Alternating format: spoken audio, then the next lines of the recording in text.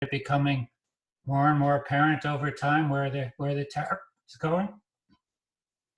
So right now, I'm going to think about it all getting resolved in one instant, and part of that is kind of related to the vote. I think if we sort of loosen that up a little bit, so there's a little bit of uncertainty about when exactly it was going to get, it's just going to kind of smooth out everything that we're finding in the data and in the model. But again, that's what you were concerned about? Yeah, exactly. That as you get closer to the date, there's leaks of information. There's polls, whatever, and Sure. It gets resolved over time. Yeah. So I think that the structure of I'll go into the structure of the U.S.-China MFN renewal, where there is something where it was unlike what we saw a couple of weeks ago or last week with these export restrictions. I think firms would still have some ability to adjust in response, even as that news comes out. It's not something that can be turned on and off quite as quickly as you want, and that's kind of what we need. All right. So obviously, there's other work that's thought about anticipation of policy changes. All sales tax holidays. Shafat and Armin have a really nice paper where they look at NAFTA, where one of the nice features of NAFTA is lots of tariffs are phased out. And so you can kind of use these anticipated changes in phase outs of tariffs to understand how, I'll talk about this more later, but that people are going to respond in advance to those. And then obviously there's another literature that's thought about inventories in trade. And the one thing I'll say about this is when you're thinking about like weekly, monthly, even quarterly trade flows, these inventory models are probably the models that best fit the trade data in terms of shipments, frequency, and how people are responding. All right. So let me, I'm going to kind of go through a bunch of stuff today. I'll spend a little bit of time on empirics, the model, then we'll kind of use the model to come up with these probabilities. I'll try to sort out the uncertainty versus expected tariff changes, and then we'll come back to the annual trade flows. And then I don't have it here, but if there's time, I'll kind of talk about how this is going to apply more generally and even to the current COVID situation, where we can kind of learn about what people were expecting in different countries from trade flows in advance. All right. So in the empirical evidence. So, for this audience, I suspect I don't have to go too deep into the U.S. tariff treatment of China. Everyone knows that there's these non-normal trade relation rates for communist countries, but that China from 1974 onwards was granted MFN status conditional annual renewal. And this annual renewal, that status expired annually every 3rd of July. Following Tiananmen Square, Congress got into the act and they could disapprove the renewal within 60 days. Okay. So pretty much when we look at the data, Congress votes between July and September, and ex post, MFN status was always renewed. So some people tell me, hey, when I look at the fact that it was always renewed, there was never really any risk. And if that was the case, what the empirical findings we have wouldn't make sense. Yeah. And then obviously all of this goes away when Congress grants permanent NTR to China when they join the WTO, and then China joins the WTO at the end of 2001. For our purposes, empirically, it's useful to have another country that's not doing the same thing, and that's the EU, which grants China MFN unconditionally in 1980. Okay. So this trade policy uncertainty before WTO accession is really useful for us to answer our two questions, because we had these three things that we needed to know. We needed to know when trade policy was going to change. The political process says every year after presidential renewal and Congress vote, so sometime between July and September. How much? We know that the gap, right? That's this NNTR rate and MFN rate. Those were set presumably outside the period, and they're really time invariant. So all we need to do is figure out how likely these changes are, and that's where we can use these anticipatory dynamics to study the likelihood. So in some sense, we're gonna try to learn from the firms that were making decisions rather than having surveyed economists to come up with like an estimate of these things. So our empirical approach is essentially to consider these trade dynamics around these MFN renewal decisions. We're going to use the difference in growth of US imports from China relative to other countries. And we're going to also see how China exports to other countries versus other countries' exports to EU are moving. So in the background, in everything we're doing, I want you to think about a nested CS aggregator determining the purchase of goods by firms from specific countries. What we're going to do is we're going to be using within year trade growth rates. So here what I've written down is V is the value of imports from I to J of good Z. It's kind of a 3-month it's a 6-month growth rate with a 3-month moving average. By looking at within year growth rates, we can kind of cancel out the year fixed effects that would presumably be related to changes in tariffs. The tariff risk, again, is this NNTR MFN rate. And the sample period is 91 to 2000. The product we're going to be looking at is we're going to look at products at HS 6-digit level, and we're going to look at a balanced panel of 1,812 products. We can look at unbalanced panels as well. One note is, as you go disaggregated with monthly data at really disaggregated, lumpiness becomes a real problem. Not every good is shipped every month, so you need a little bit of aggregation to kind of deal with that. And so, we sort of struck a balance here. All of our results go through at, I think, at a slightly more disaggregated level, but this is just the level we like presenting best. Okay. So here's the distribution of these NNTR gaps at the HS6 product level. This is from Pearson Schott's work. We've seen this in a number of papers. That the key thing is that there's some very large variation in these gaps across industries. Some have no risk, 5%, and then 2% have 100% gap. Okay. So there's a lot of identification challenges. Probably the biggest one is these product-specific seasonalities. You can sort of think about the usual thing that there's going to be a sector month fixed effect. The fact that we're going to be looking at trade flows from China to the US and China to the EU, and then the rest of the world to the US and the rest of the world to the EU is going to kind of help us deal with that. So we'll have importer month year fixed effects, exporter month year fixed effects. Our reference exporter will be the rest of the world who have unconditional MFN rates, and the reference importer will be the EU 12, which give unconditional MFN rates to both exporters. Okay, so this is I think a pretty standard difference in difference type of specification. And again, what we're looking for is a seasonal that's going to be related to these tariff gaps. Okay. So here, the seasonal is an important thing for us. It's not something to be thrown away. There's a lot of information in that seasonal. So here's the regression we're running. Really, we've got this growth rate of the volume of trade. We've got these tariff gaps, and then we're going to have a dummy, which is for the U.S.-China trade flows. And then we've got these source and destination and kind of a more aggregated sector period fixed effect. Okay, and so what we're looking for is that trade is going to kind of boom in the months before uncertainty resolution. That's basically this beta TPU M being positive. All right. So here's what we got out of the data. Basically, you can think about these are the months of the year, 1 through 12. So September, that's kind of when when uncertainty is pretty much resolved.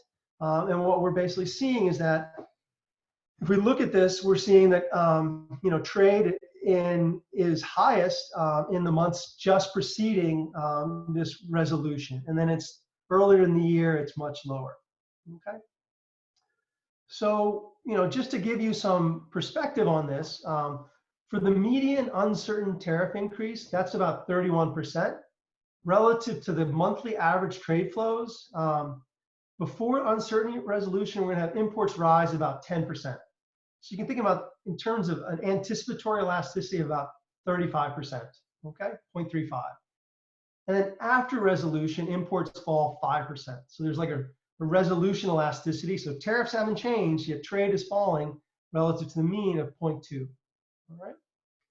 To put that into perspective, that's for an uncertain tariff increase. We can look at what happens with the median certain tariff increase from, say, NAFTA. all right? And this is from Arman and Shafat's NAFTA phase-out paper. What they find is that the typical tariff change is going to be 3%.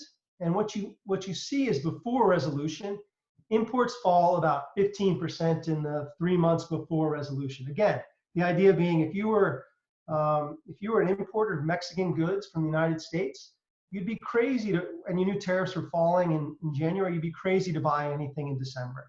And so that's going to create a window where trade is low towards the end of the year. What they're going to find is an anticipatory elasticity of about 5. And then after the resolution, where now actually tariffs are falling, they're going to see a kind of surge. They call these slumps and bumps, a resolution elasticity of about 7.5. Okay. So in terms of the magnitudes of the trade flows, these things, given the fact that the uncertain tariff increases are much bigger, we're kind of getting the same kinds of movements in trade flows in terms of magnitudes, but in terms of anticipatory elasticities, these things are about 1/15 as big compared to a certain change in tariffs. Okay. So, you should keep that in the back of your mind because, suppose we just did a naive calculation. We said, this thing was linear in the probability, and we divided a certain one divided by 15, we get about a 6% probability. And that's going to be roughly what we get in our kind of highly nonlinear world. So, so just keep that in the back of your mind. All right, so we do a lot of robustness in the paper. Changing the windows, alternate fixed effects, prices and quantities, alternate dependent variables, everything's very robust. The one that people like to see is to kind of think about the pre-WTO and the post-WTO period. And so we that's what this empirical specification shows. As you might expect, the strength of the effect goes away, although it doesn't 100% go away. So here's kind of the remaining effect. It gets dampened a little bit, but still we're getting something that's like 0.32 at the peak. Okay. So that's kind of one thing you would expect to ask. And then the other thing people would ask is, well, I got a closet full of toilet paper, right? And I've only got 2 weeks worth of milk right now. How does this differ from more storable versus less storable goods? The one thing with international trade is, all goods are storable to some extent. And so you want to keep that in mind. What we need to do is we come up with a measure of the storability of goods. Yep, I got some names. So let's see, I think it was, sorry. George, this is Daniel. Okay, Daniel. Yeah, I have a question. I saw you were doing placebo. You were trying to show us that after the WTO, this effect do not exist anymore. Why we're still seeing a very strong? No, sorry. This is. Let me click. So yeah, just to clarify then. Yeah. Yeah. So that's good. So this is our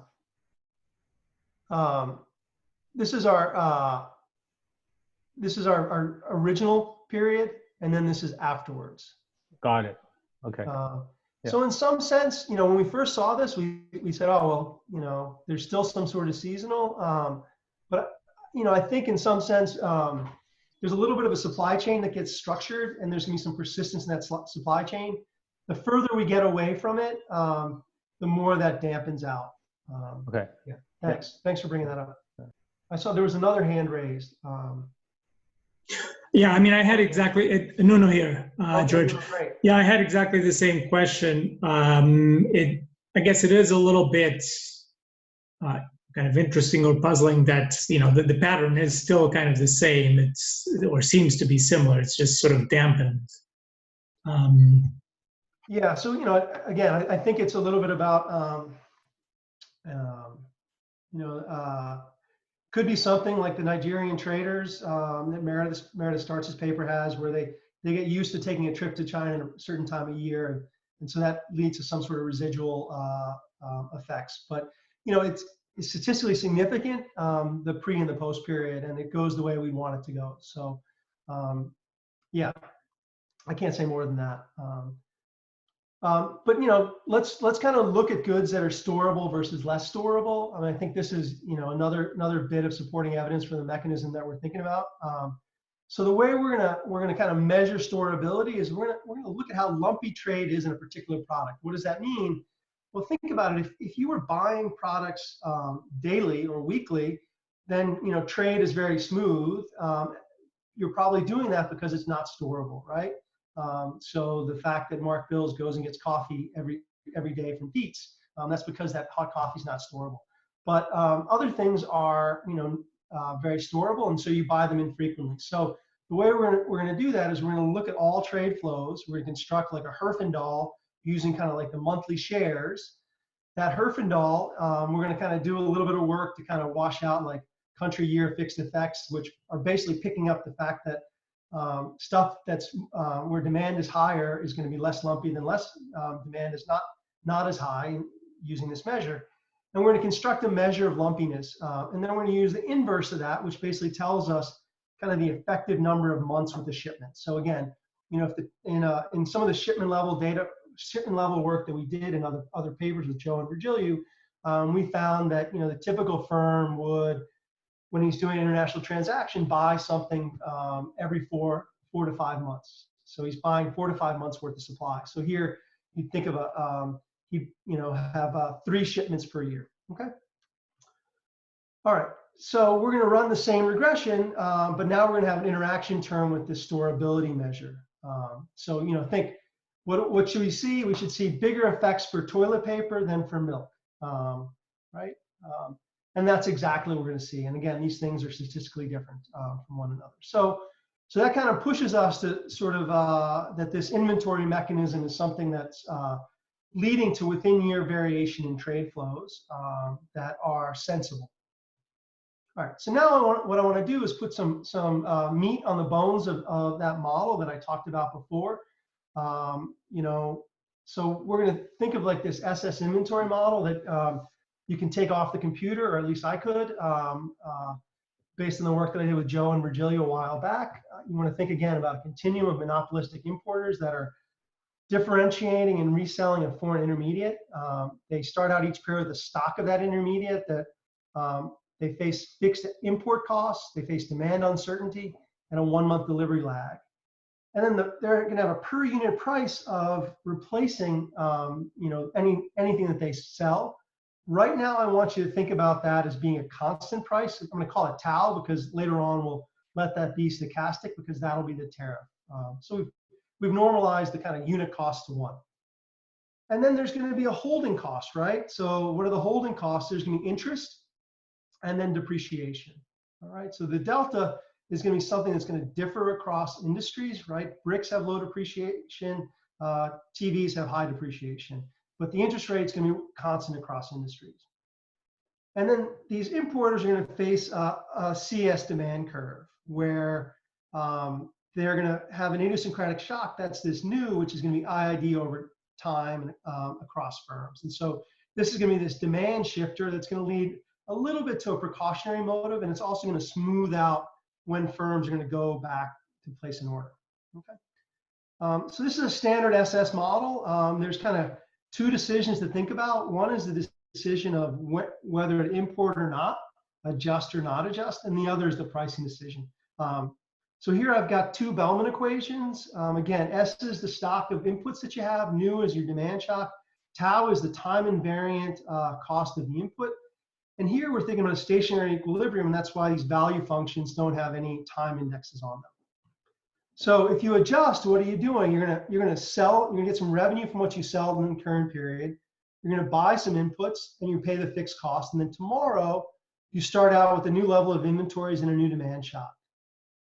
If you don't adjust, you get your revenue, but you don't purchase anything. And then you start out with a new level of inventories and a new demand shock. There's going to be a stock out constraint, which basically says you can't sell more than you have on hand. That's this S. And then there's a law of motion for inventories, which is, well, if I import, then whatever I have left over plus whatever I add to it is next period's inventories. And then it gets depreciated by this holding cost. If I don't import, then whatever I don't sell is what I have left over. Okay. So this is a standard SS model. I haven't talked about the pricing. I'll come back to that in a second. So in a standard SS model, we can kind of look at the decision rules in this space. On the x-axis, we've got their inventory sales ratio. The sales is relative to like a steady state sales. And then on the y-axis, we've got their current period idiosyncratic demand shock. There's 2 lines here. The straight line is basically telling you when you do reorder,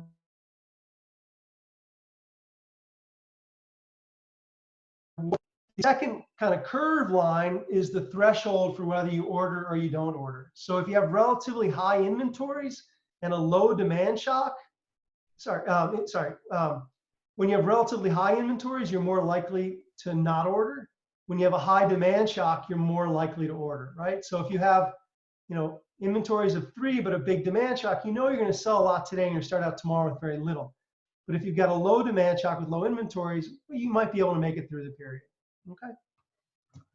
So these SS thresholds are the ones that are going to be kind of moving around over time in response to when we put in shocks to tariffs.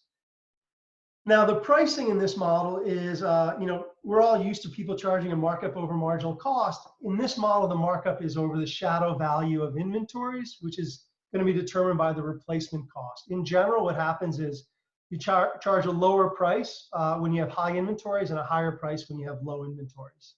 Okay? I won't go into that. All right, so now what we want to do is we want to put trade policy shocks. And so now I've changed this tau from being a parameter to being a shock. Okay, so now I've got to think about these value functions as being indexed by the time.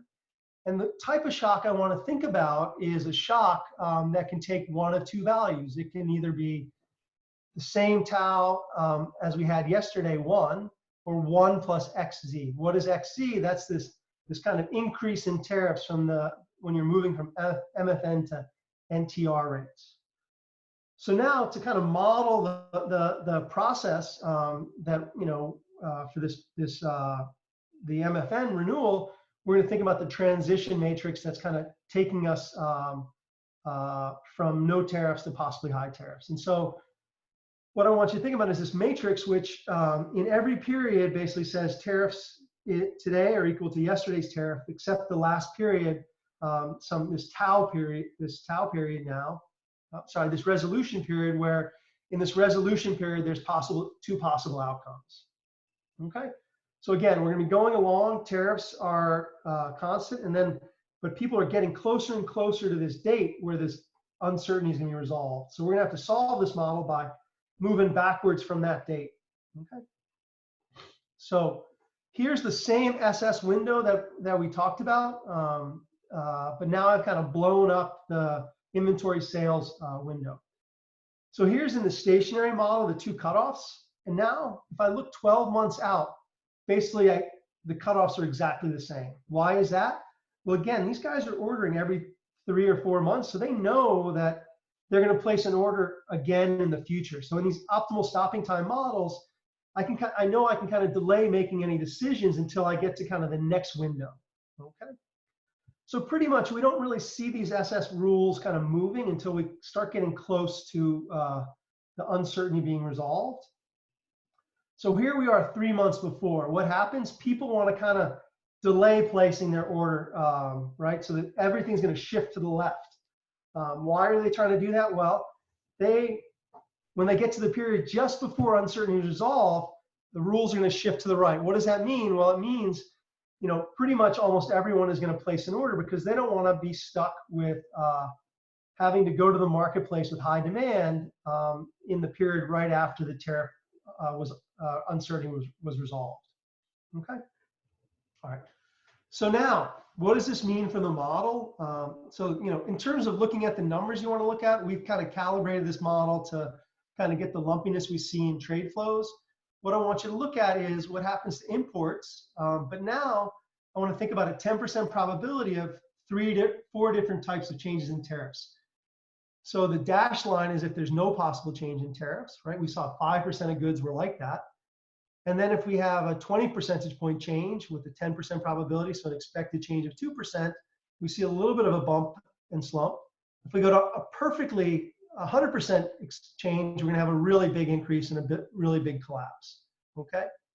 And then these things, once we get to slightly bigger effects, they start kind of going into the next earlier and earlier in the year. But then one thing I want you to notice is that if we go from like 6 months before and 6 months after, we've basically kind of we've kind of contained the whole problem into one problem. So kind of like the next year's vote doesn't really kind of affect the decision for this year's vote, which is one of the nice things of this inventory problem in terms of kind of narrowing down what people are thinking about in the current environment. Okay. Obviously, what's happening is firms are going to be kind of building up their inventories in advance of this tariff uncertainty resolution, and the amount they build that up is going to differ depending upon the likelihood they expect tariffs to rise. All right. So hopefully, I've explained the mechanism and the model. What we want to now do is use this model to go back to the data and extract a model implied probability of MFN status reversal. Okay. So what we'll do is two things. We'll estimate kind of an average probability and then a time varying probability of non-renewal. So we'll be able to construct like a whole path of renewal probabilities. What we're going to need to do is to match product level variation in tariff gaps, right? We want to match that, and trade flows. But remember, the seasonal that we've got is going to be related to industry structure, tariff gaps, and industry characteristics and storability. So essentially, we're going to have to be kind of going back and forth between the model and the data, and that's an estimation. So we started out with a balanced panel of 1,812 products. We're going to classify these into bins of 4 products by NNTR gaps. It just worked out better for us to do that at this stage. We could kind of go at a more disaggregated level. We're going to simulate each one of these industries that we know their tariff height, but we don't know the probability. And then we're going to calibrate their kind of their depreciation rate to match the monthly concentration ratio of annual imports of that product. Okay. Then we'll kind of take this simulated data. We're going to run the same regressions. We're going to come up with like a coefficient, and that coefficient we're going to compare to the data. If it's not the same, we're going to change our probability until we get these things matching. Okay. What this is going to tell us is we're going to basically get a model implied likelihood of reversal of about 6%. Remember, I told you before, these anticipatory elasticities were about a 15th of what Armin and Shafat were finding for the certain change in tariffs. So it's kind of a sensible first approximation. Just divide through by the anticipatory versus the anticipated elasticity. All right, then we're going to redo this exercise year by year to construct annual probabilities. And that's going to now range between 2.5% and 11%. And we'll compare these annual probabilities to news-based measures of non-renewal coming from the work by Pierce and Chop. So our estimate is this blue dashed line, which goes from 11% down to 2.5%. And the dotted black line is the percentage of news articles from Pierce and Chop. And so, they line up a bit. The one thing you can sort of see, like in 2000, they don't look the same. And that's probably related to the articles being mostly written about, China joining the WTO as opposed to the uncertainty. So this gives us just another way of looking at these things and also converting these kind of news article measures into something that's a probability. If we then kind of roll backwards the probabilities from 2000, we can and make the assumption that if we kind of we pass every milestone, that we'll actually get to full China joining the WTO MFN. We can calculate like a probability at each point in time of what people kind of were thinking was the probability that we were going to get to China joining the WTO and getting MFN, permanent MFN status. So that would rise from 1991 from 45% to like by the end of the sample in 1998, well over 90%. So this is another way of coming up with like a measure of expected probabilities. All right. So what I want to do now is sort out uncertainty versus expected tariff changes. As you can see, those are both things that are kind of leading firms to make decisions. So again, this is, we want to think about first versus second moment shocks. So what we want to do is we're going to think about kind of taking the expected tariff change for each industry, which was, suppose we had a 10% probability of non-renewal, an industry had 80% tariff gap. We're now going to give him an 8% tariff change for certainty. And then we're going to simulate our model again and run the same regression, okay? So now there's no uncertainty. These guys know what's happening. And we're going to estimate a coefficient of about 46, okay? So our previous regression was 35. And so what we can interpret this as telling us is that the expected change is 3/4 of the trade response, and the delaying effect is 1/4, and that's coming from the wait and see effect that most people would be emphasizing. Okay. All right. The second thing I wanted to say is we can also kind of vary the probabilities using different combinations of probabilities. Sorry. We can look in our model at different expected tariff hikes, varying the probability and the tariff gap, right? So we can think about a 1% tariff change would be 10% chance of 10% or a 1% chance of 100%. And we can kind of look at how trade responds in anticipation depending upon this uncertainty, okay?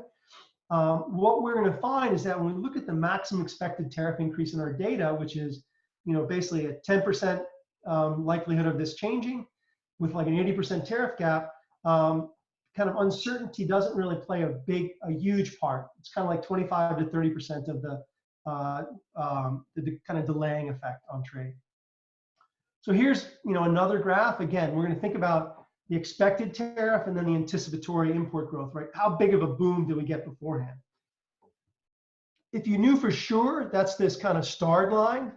That's going to tell you how big the boom was. As the expected tariff change increases, kind of we get a weakening effect, okay? If we make it more uncertain, that's going to basically mean for an 8% tariff and a 25% probability, we're going to have a 0%, 75% chance of 0 and 25% chance of 32. That's going to lower the size of the boom, okay? So this is just a way of kind of showing you that, the uncertainty starts really kicking in if the expected tariffs are really, really large. Okay, let me skip ahead. All right, so let's go and look at the effect on annual trade flows in our model, right? So what we wanted to do was basically, it's a very robust finding.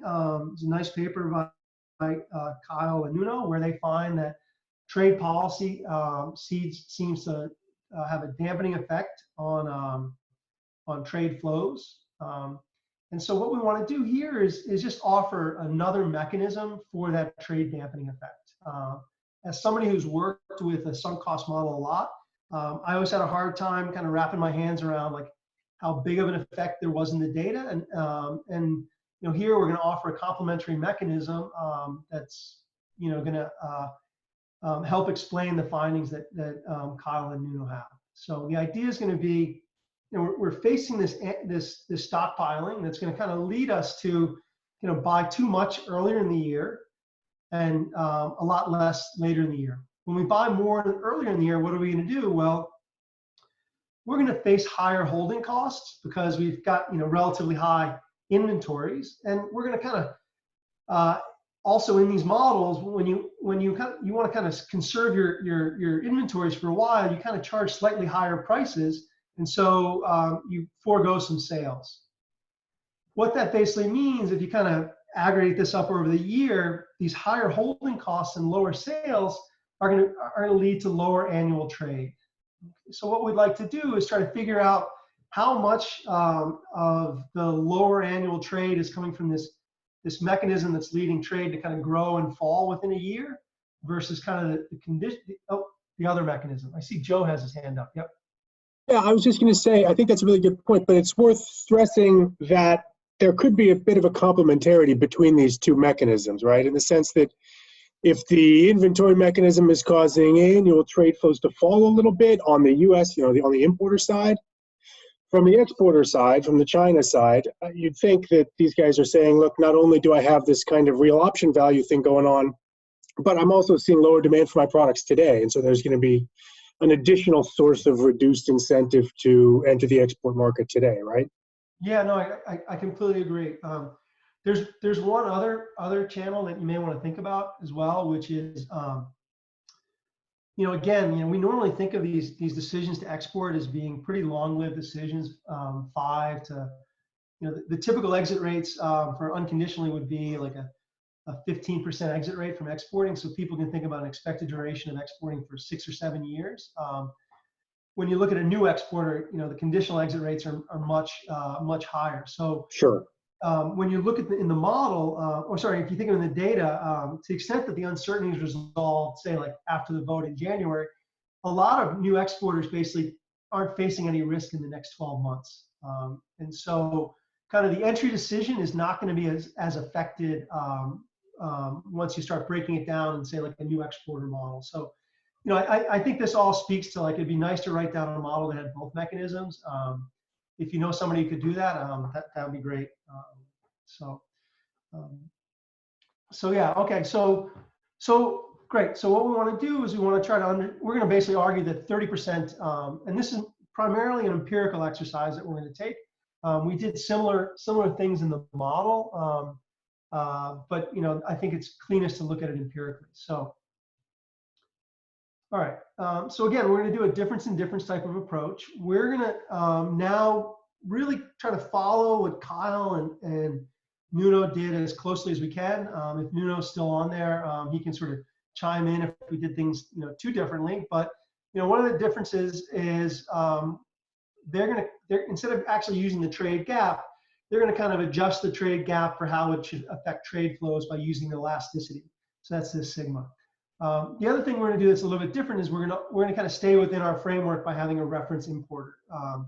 Aside from that, basically everything's going to be the same. We're going to more or less replicate their findings. So again, we're going to be using now the annual data. We're going to be looking for, was trade relatively low in industries that had relatively high gaps, beforehand.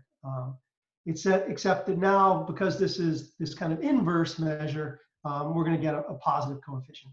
Okay, so that's exactly what we're going to get. Here you can sort of see we did it with a bunch of different fixed effects, but it's pretty robust that we're going to find that sectors that had these bigger gaps, they're going to have relatively less trade than industries that had no gap. Okay, all right. So, and this is kind of the time series path that you would expect, that you get. You basically have that the gap is, these gaps are, these trade effects are pretty big early on, and they start falling kind of as we get to the WTO, period. They don't go completely away, right? Even they should continue in the post period, because in any dynamic model, you would expect them to continue, because guys can't automatically jump in. All right. So what is the interpretation? A 10 percentage point increase in spread leads to 14% lower imports. I think this is probably a little bit smaller than what Kyle and Nuno have, but it's the same exact flavor of what they found. All right. So now remember, the other thing, we had this other mechanism was this stockpiling and destocking mechanism, right? And that was manifesting itself with like higher lumpiness in trade flows. So what we want to do is kind of look at like how much extra lumpiness we get from these trade flows, from these tariff gaps. And what you can basically see is that goods that have bigger tariff gaps are going to end up being lumpier. So the last thing we want to do is, let me skip this. Okay, sorry. So what do we see? We have big gaps, more lumpiness. The lumpiness means less trade at the annual level. And so we can kind of look at these different effects that increasing the NNTR spreads, more trade, NNTR spreads, more lumpiness. So now what we want to do is we want to control for how lumpiness affects trade flows. Okay. So the top line of this table is what are kind of the similar results to Kyle and Nuno. The bottom line is how those coefficients change once we try to control for the extra lumpiness that's getting induced.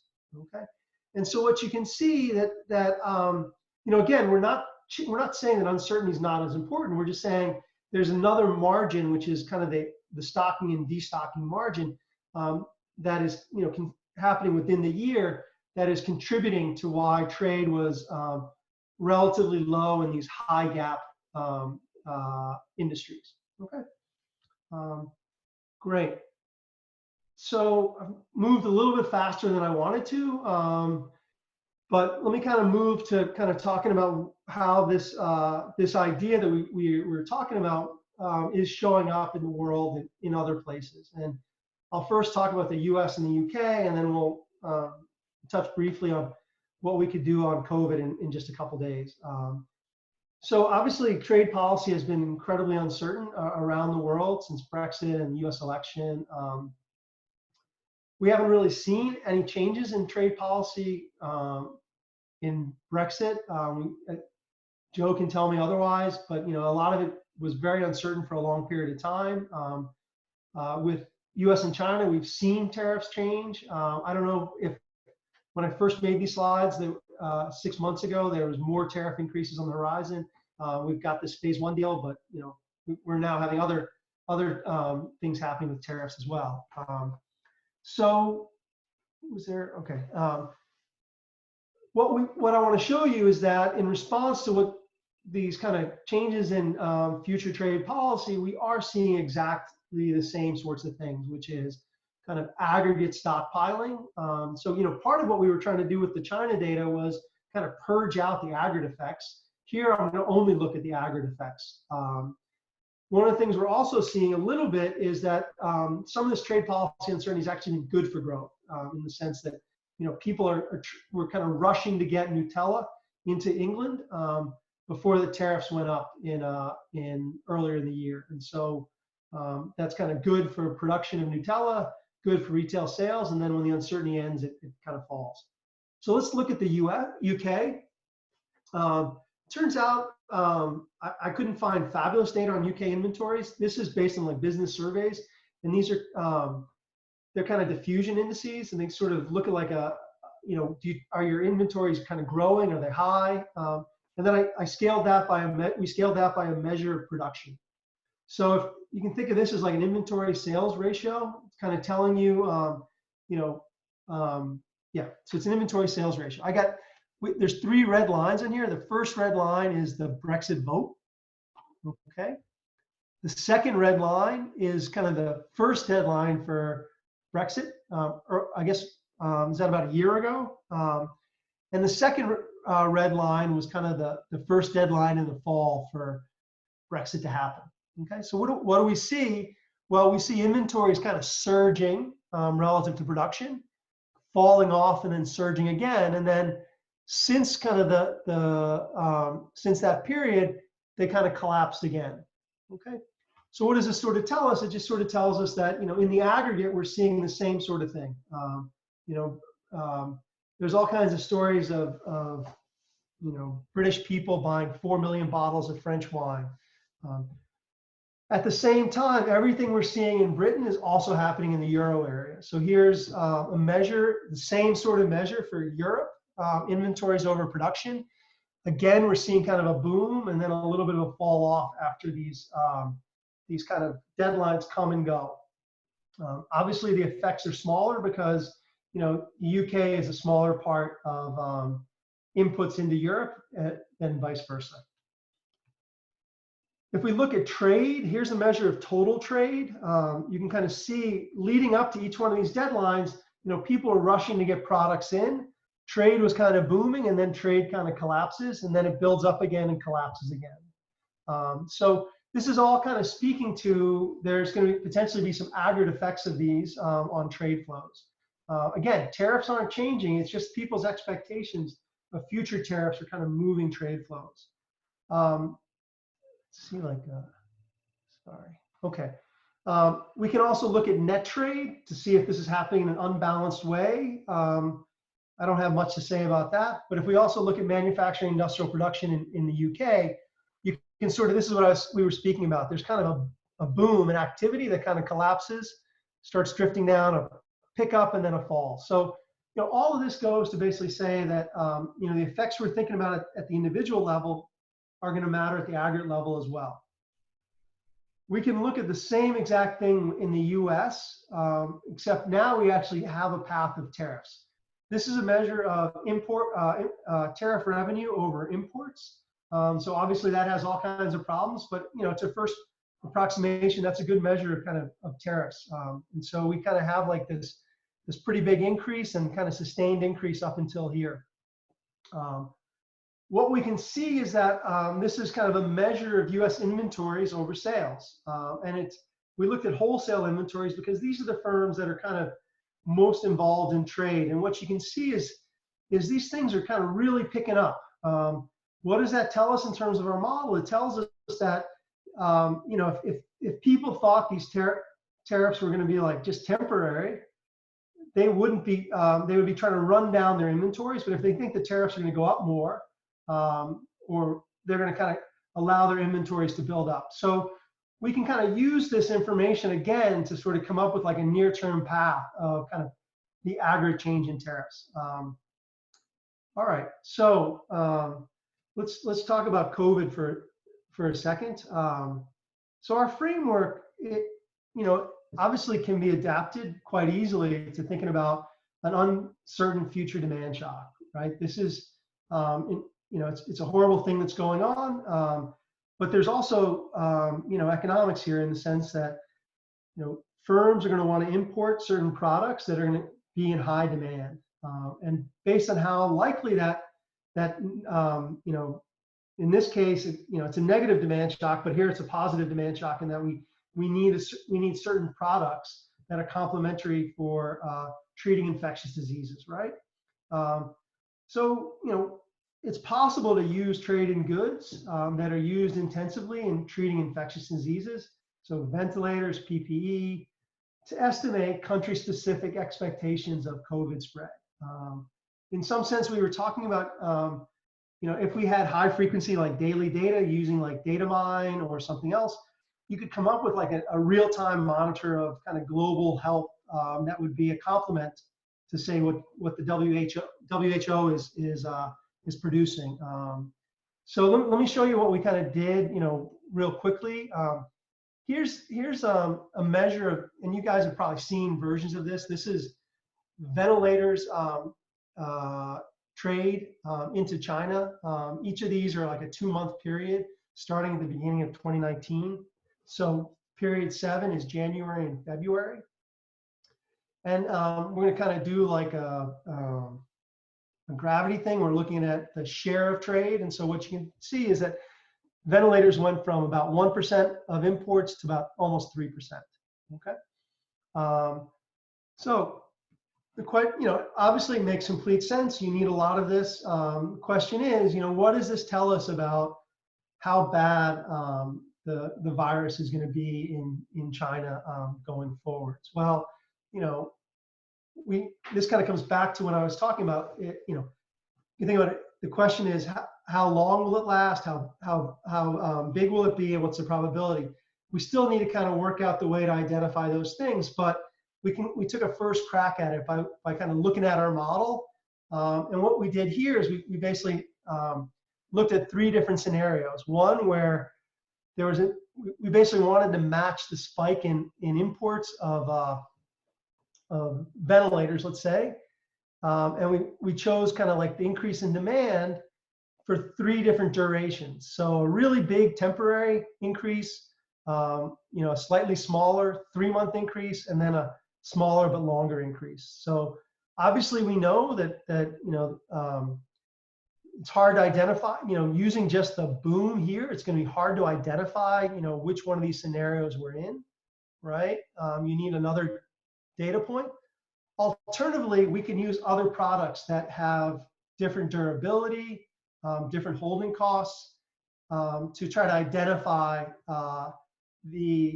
people's expectations. And so just like we use the whole series of products that were being used to identify the impact of uncertainty in the China case, we could again do the same thing. And it's feasible to do the same thing, thinking about also the risk that people are thinking about. Hey, the price of ventilators is going to go up in the future. It's also feasible to think about, what exporters of ventilators are doing as well. So again, this was just, meant to sort of say that we think we could apply this in other situations. So let me just wrap up here. We think we've got a new approach to quantifying trade policy uncertainty that leverages near-term TPU. Obviously, you could bundle it with other decisions to get a full path of expected tariffs. As I was talking about this question, there's people are making decisions that are all different horizons. My sort of dream is to sort of go back in 1967 and kind of extract what the path was of tariffs that people thought, at the beginning of the Kennedy round. And there you'd have to use lots of different information. Here, we're just showing you that there's robust evidence of anticipation to TPU. The probabilities that we're going to get out of our model are pretty low compared to previous work, and they seem to be decreasing over time. We tried to sort out uncertainty versus expected tariff changes, and we think a lot of what we're identifying here probably is relevant for the current world and could be having important aggregate effects in terms of trying to understand how we, could have important aggregate effects. So thanks everyone for your time, and I'll stop here. Okay, great. So let's open it up to questions. Just raise your hand. Looks like Joe's already on deck, George. Okay. No, I actually asked it a question in the chat. Armin and I had a short back and forth. That we took care of that. Great.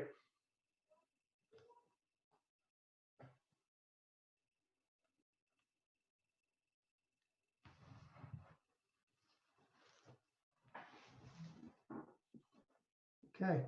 Okay, if everybody's happy, that was crystal clear, I guess, George. Very good. Thanks everybody. We know it's hard to have like a discussion with 100 people. So I'm happy to hang out a little bit longer if people want to chat in a smaller group. We're looking forward to next week's talk. We have Costas on board. Is that right, Kim? That's right. And we're hoping to do this for as long as possible, maybe forever. Hopefully we won't have to do it forever, but we're hoping to do these kinds of talks for a long time. So. Yeah, and so just some record keeping. Next week is Costas, talking about not parametric gravity, measuring the aggregate implications of firm heterogeneity. Same time, same place. If you've already signed up once before, you've already given us your email address. You don't need to sign up again. You'll get an email on Thursday morning with the link, just like you did today. Okay. Anything else, George? Nope. I think that's it. Okay. Well, thank you, everybody. George is going to hang out a little bit if you want to chat with him, but otherwise, see you next week.